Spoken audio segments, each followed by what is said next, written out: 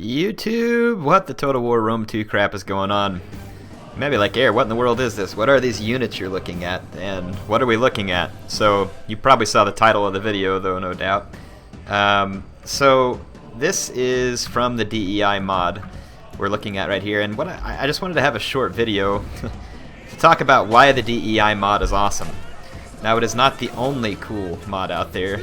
These are some Indian longbowmen shooting it out with some light spear archers, which are across the way. I'll let you see them. You get to see it from their point of view being shot at by the Indian archers. And when I say Indian, I mean from like the subcontinent India. Very fun. So, why is DEI awesome? Well, you all have seen me play a campaign on this mod. Some of you think it's too easy. Well, I mean, it was my first time at the mod. Part of the reason why it's easy is because the mod just does different things with the units. Carthage just has better units than a lot of the factions that I'm fighting right now. You'll remember that Rome, that was not the case, and it was much trickier in battle. Now, in any case, the DEI mod is awesome. Why is it awesome? Well, number one, if you're not a big fan of the way that the vanilla game plays, which I actually am, you can get the DEI mod, and it gives you a completely different, slower, maybe slightly more historical feel to the game. You know, something that takes a little more time. If that's not your kick and you're like, Air, those battles are too long, the movement's too long, then there's like all these sub-mods for it like you see me use. And the sub-mods make the game just very interesting. You can make it more like the vanilla. You can make it maybe more extreme version of the DEI mod. But why is this mod awesome? It takes a good base game like Rome 2, offers something completely different from the vanilla version, adds in several factions, two of which you're seeing right now. You're seeing actually a battle right now between Aracosia and the Saba, or the Sabaeans. So yeah, these guys are both cool factions that could have potentially made an entry into Rome 2, but they did not. You can see them here duking it out over the top of each other. In fact, we'll follow the charge of my Indian swordsmen. Check these guys out. Are they not cool? Anyway, that is part of the reason why this mod's awesome. It just adds more to the game, and you'll notice that this is a huge unit. There's 300 men per unit in this, and they're about to get in a big old fight with a bunch of I'm trying to remember what they're called. They're like Arabian Thureos soldiers or something like that. So yeah, let's just let's go down in here and get into some of the battle. Check out these little chariots trying to make a run in here through my men. So the Sabaean chariots wrecking into my Indian swordsmen. Just awesome fighting all around going on. Over here I've got some, I believe I have some Indian axemen. Yeah, check out the axes on these guys. Tell me that's not cool. DEI is awesome. What else can I say about it, folks? It's awesome. It's got this huge battle going on right now, a battle that's so big that it's taxing out my computer that normally runs Rome 2 with the greatest of ease, but there's about almost 10,000 little soldiers on the screen right now, because I have it in the ultra unit sizes setting. So yeah, just tons of cool troops duking it out, tons of changes to campaign, new factions, new mechanics, new character traits, new retainers. You name it, it's got it. And then the coolest part is if you don't like exactly the way that the DEI submod works, there's all of these submods for DEI. So like for me, I make the battles faster. I change the way the garrison penalties are from the original mod. I change all kinds of stuff. I put the Rome 1 music into it. I mean, there's just so much fun that you can have with this mod. DEI is awesome. If you all have not tried this mod, go try it. Now, some of you are like, Air, this is old news. I've been playing this mod since forever. That's fine. I'm glad you're enjoying it if that's the case.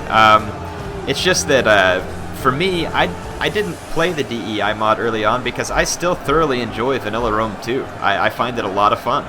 However, I honestly have to tell you folks, and I just wanted to make a quick video of this, this is one way where one thing I love about Total War games, if Creative Assembly is able to continue to allow modding, it just makes the game last that much longer. I play the crap out of the vanilla game, and then I find an awesome mod and play the crap out of that. There's so many more fun campaigns I could do in this game that'll be totally different and fun. Because, I mean, there's just all these different factions, and they each actually have a fun, unique flavor to them. Like, Arcosia there has all these Indian units mixed with some slightly Hellenic units.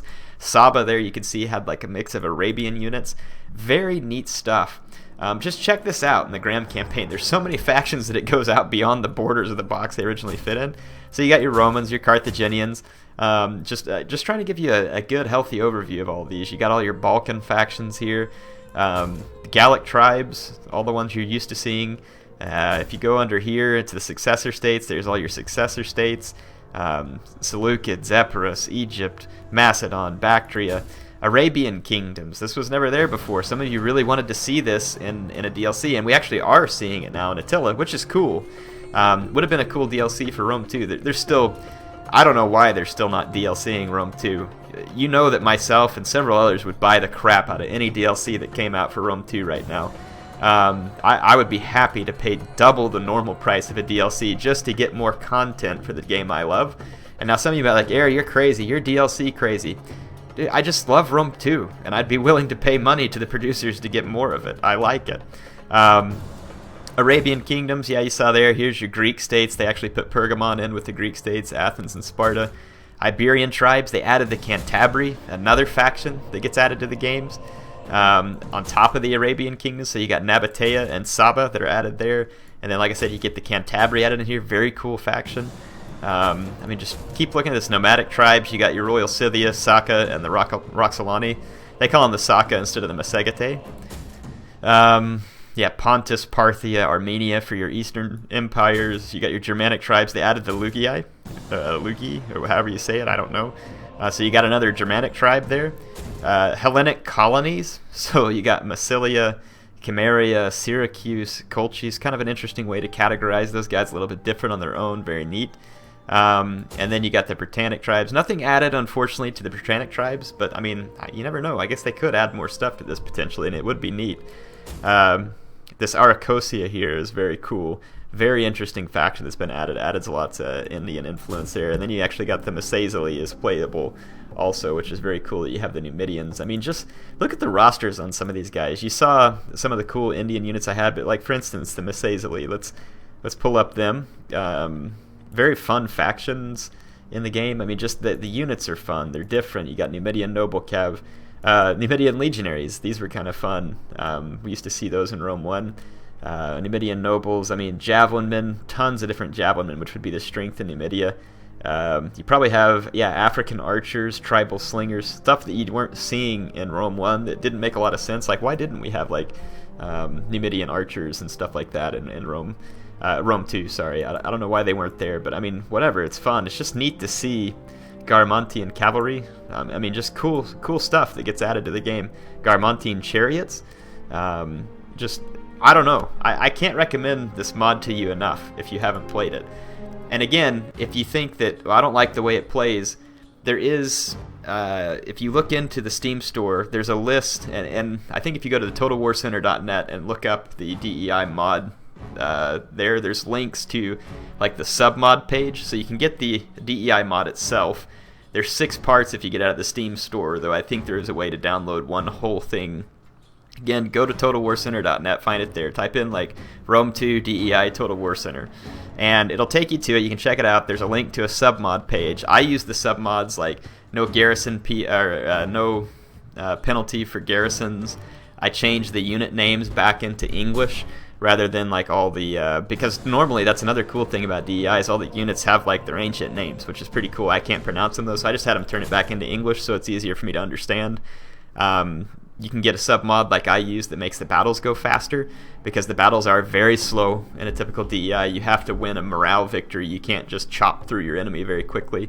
The combat's very different. But there's all these mods to change the way the combat works too. You can make it even more slow. You can make it faster. You can make the unit movement speed slow. You can make it faster. There's all these submods that take care of that. Very, very interesting work.